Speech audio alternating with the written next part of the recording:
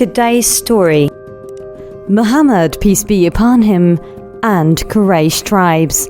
The Prophet, peace be upon him, continued Dawa, and obviously the idolaters did not like it, because it was all about the religion of their fathers and ancestors.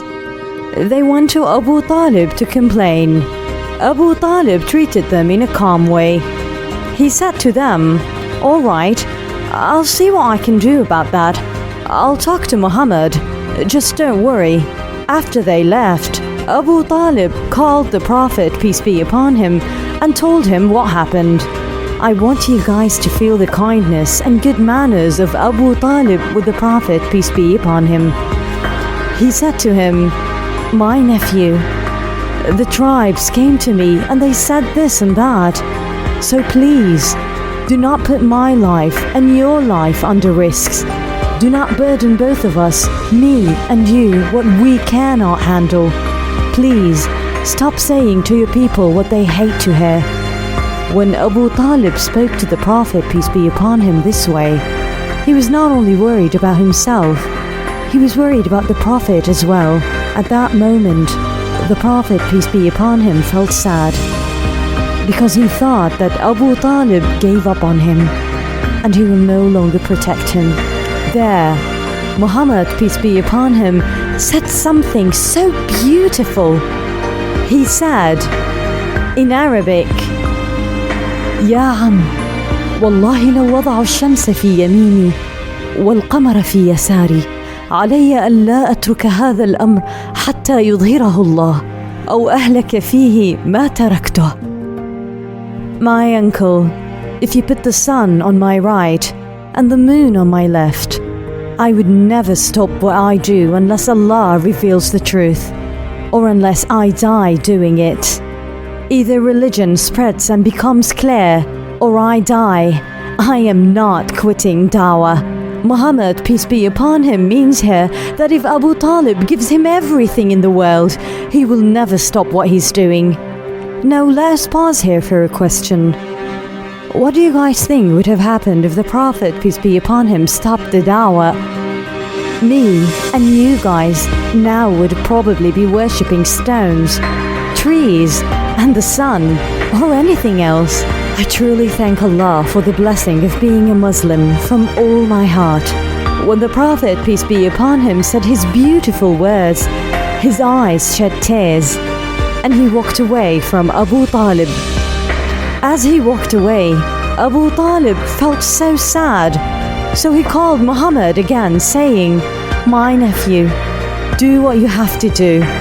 I promise I shall never let anyone harm you." He then said, "I swear to God, they shall never be able to reach you, even if they all gathered up on you, over my dead body. So go ahead and do what you have to do fearlessly. Be assured and safe.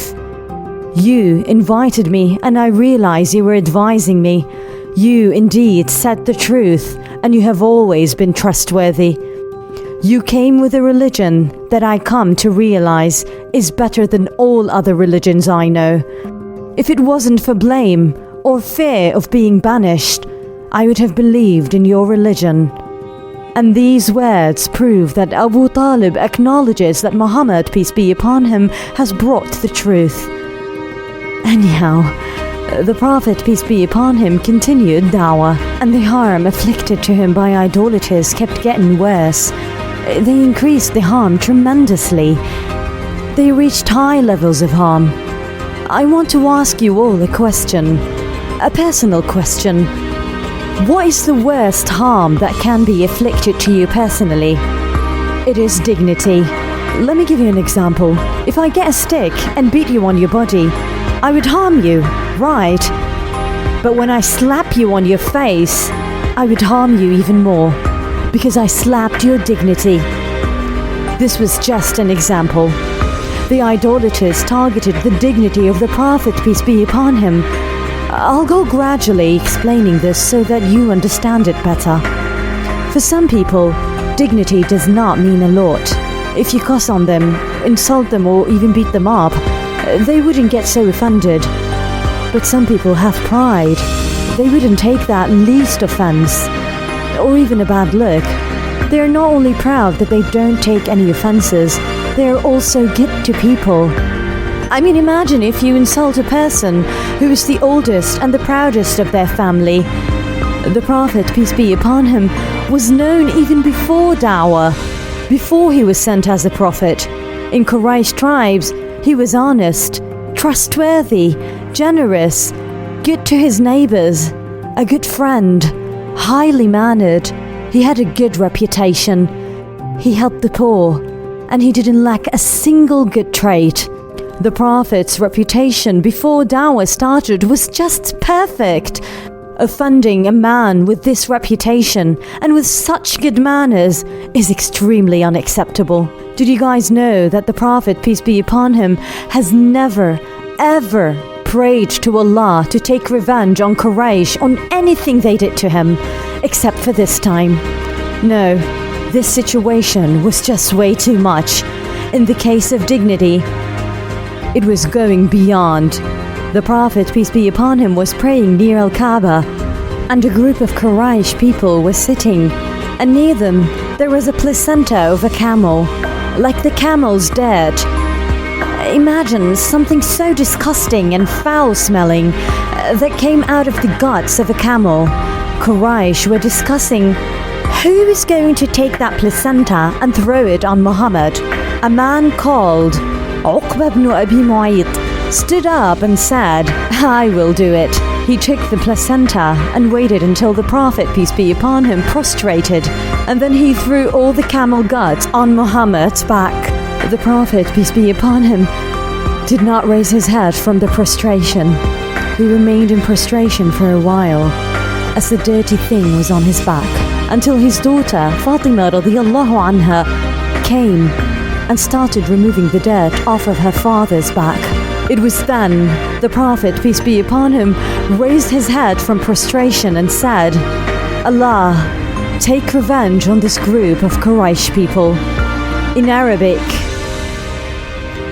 اللهم عليك بالملأ من قريش، اللهم عليك بعتبة بن ربيعة، اللهم عليك بشيبة بن ربيعة، اللهم عليك بأبي جهل بن هاشم، اللهم عليك بعقبة بن أبي معيط، اللهم عليك بأمية بن خلف، اللهم عليك بالوليد بن عتبة، اللهم عليك بعمارة بن الوليد.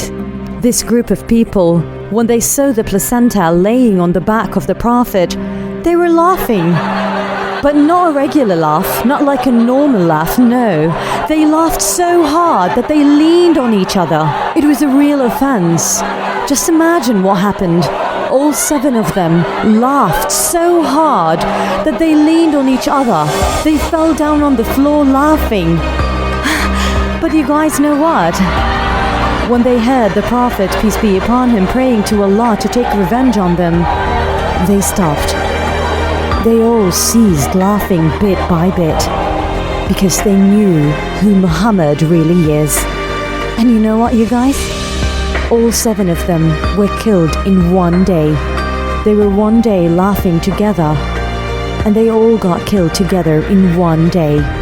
Next time, we shall talk about how the idolaters got carried away with hurting the Prophet, and how Allah protected him. I'll see you guys next time.